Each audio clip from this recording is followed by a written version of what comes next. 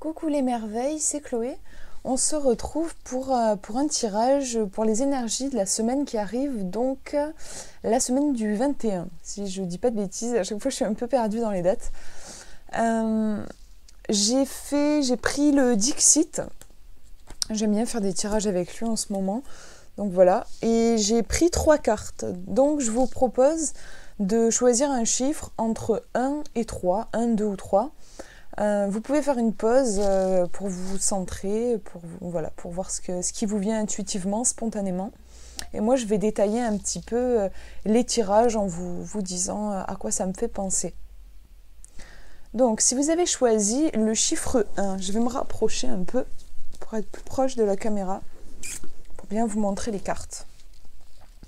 Si vous avez choisi le chiffre 1 pour votre semaine, on a un petit hérisson qui est en train de prendre ses propres pics, c'est intéressant, ses propres pics pour viser. Et derrière lui, il y a comme on dirait des fils. Je regarde un peu la carte parce que je la vois mieux quand je la regarde comme ça. On dirait qu'il y a comme des fils de pêche et en bas de la carte, on voit aussi ses propres pics à lui. C'est une carte qui est un petit peu, je trouve, un petit peu torturée.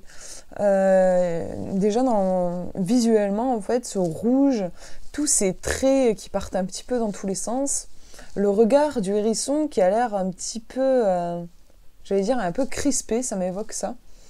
En plus, dans ce qu'il est en train de faire, il est quand même en train d'arracher des parts de son corps pour atteindre un but. Un but qui, je trouve, est intéressant. On ne le voit pas dans la carte, on ne voit pas la cible. Donc, c'est intéressant. Ça peut évoquer le fait que peut-être il essaye d'atteindre un but imaginaire, en fait. Peut-être, faites attention. Du coup, je pose comme ça des idées. Hein, vous voyez comment ça résonne pour vous. Je me dis... Peut-être que cette semaine, faites attention si jamais vous avez des objectifs, à vérifier que ce soit des objectifs que vous avez envie d'atteindre dans un élan d'amour et non dans un élan de peur. Vérifiez que vous ne vous faites pas de mal, puisqu'il est en train de s'enlever des pics de son propre corps. Vérifiez que vous n'êtes pas en train de jouer contre vous, en fait. Veillez à prendre bien soin de vous. Qu'est-ce que je peux vous dire d'autre ? Ces fils de pêche aussi, c'est intéressant. Les fils de pêche, ça me fait penser à un appât, puisque normalement au bout il y a un petit hameçon pour attraper des poissons. Lui, il essaye d'atteindre une cible. Il y a vraiment, je trouve, dans les deux cas, l'arc avec la flèche, les fils de pêche, ça m'évoque quand même la blessure, la chasse, la mort. Il peut peut-être y avoir un petit peu de compétition, une envie d'atteindre un but, d'atteindre un certain résultat, quitte à blesser ou à se blesser soi-même.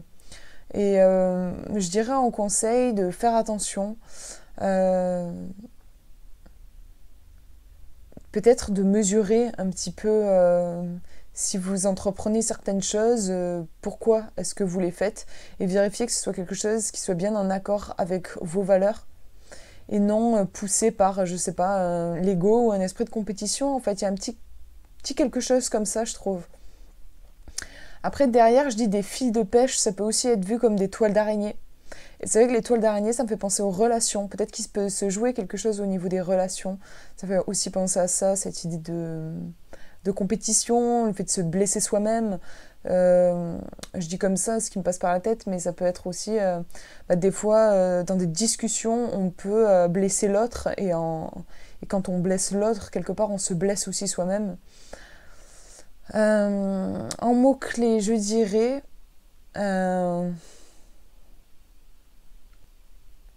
j'ai l'impression qu'il y a de la douleur, moi, qu'il y a de la souffrance, peut-être oui de la compétition, un dépassement, peut-être une envie de se dépasser, il y a aussi un côté franchir les limites. En conseil, moi, il me semble que ce serait plutôt de se tempérer et de prendre soin de soi et peut-être de rediriger le tir de l'arc si on reprend la métaphore. Parce que là, ça me semble pas, j'allais dire constructif, en tout cas, ça me semble plus douloureux que productif. Voilà pour cette première carte. Si vous avez choisi le chiffre 2, je sais pas dans quel sens, voilà, c'est comme ça. J'aime bien cette carte, c'est la première fois que je la vois. On a un lit à baldaquin, je crois que ça se dit comme ça, qui est sous l'eau, mais vraiment bien sous l'eau, quoi. Genre sous l'océan, c'est même pas un lac, je trouve, avec les méduses, les poissons, enfin, surtout les méduses qui m'évoquent le fait que c'est plutôt dans une eau comme la mer ou l'océan. Il y a des bulles partout, il y a beaucoup de vie. C'est drôle, il y a le côté, j'adore, moi ça me parle dans le sens oser se reposer avec le lit, oser rêver, ça peut être ça aussi. Et l'idée que ce n'est pas parce qu'on se repose que on n'est pas productif. Parce que il y a toute cette vie là autour. En tout cas, ce n'est pas parce qu'on se repose qu'on est mort. Voilà, c'est plus ça. Parce que c'est vrai que dans la phase où on se repose, on n'est pas productif en soi. Mais dans un sens, c'est comme si on plantait des petites graines qui vont germer par la suite. Je vous parle beaucoup de ça en ce moment. Si vous, je sais pas si vous avez remarqué, dans mes dernières vidéos, c'est quelque chose qui me frappe pas mal en ce moment. Je sais pas si c'est spécifique à moi. Moi, en tout cas, dans mes tirages, ça ressort beaucoup cette idée que c'est pas un temps. C'est pas un temps pour récolter ce qui a été semé, c'est plus un temps pour semer, plus un temps dans l'introspection, dans quelque chose de doux, de lent. Moi, cette carte, elle m'évoque complètement ça.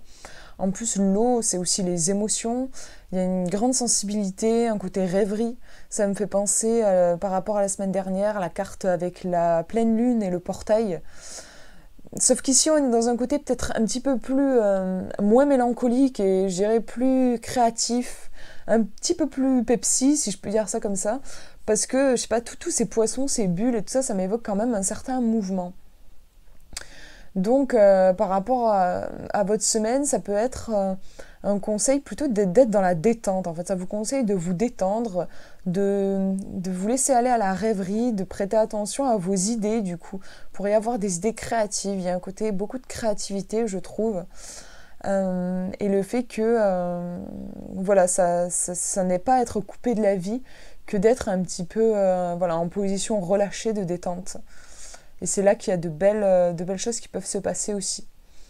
Au niveau des mots-clés, je dirais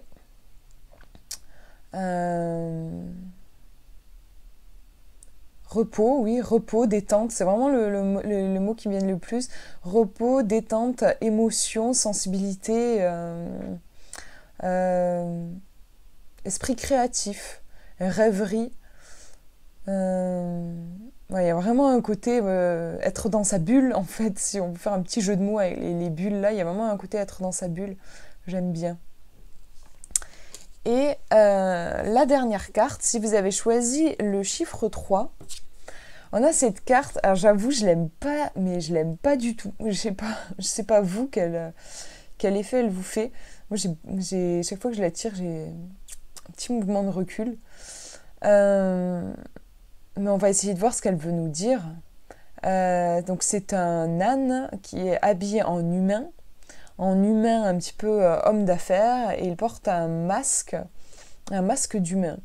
On dirait que c'est un âne qui est en train d'essayer de se faire passer pour un humain bien comme il faut. Le fond rouge-jaune m'évoque, moi, une intensité, en fait. Il y a vraiment quelque chose de fort au niveau de l'émotion, ça bouge, j'ai l'impression. Je vous conseillerais de faire attention pour cette semaine. De ne pas vous voiler la face, de ne pas chercher à plaire aux autres en portant un masque, de vérifier que vous êtes bien fidèle à vous-même et à vos valeurs. peut-être accepter votre part un petit peu artiste, un petit peu différente, j'allais dire imparfaite. En fait, votre part non stéréotypée, votre essence, votre âme, ça peut être symbolisé par cette âne. D'ailleurs, du coup, je vois ces grandes oreilles et ça peut aussi vous conseiller d'être à l'écoute de votre corps, de vos sensations. Vous recentrer sur vous parce que peut-être cette semaine, vous pourriez avoir tendance ou vous pourriez être amené par des occasions en fait, à vouloir vous corriger comme si vous étiez une chose à corriger alors que vous êtes absolument parfait tel que vous êtes. Si vous êtes tel que vous êtes, c'est pas pour rien et c'est important je pense, de célébrer ça. Et parfois, on peut être tenté par peur du rejet, par peur de ne pas être aimé, de se fabriquer une image un petit peu toute propre.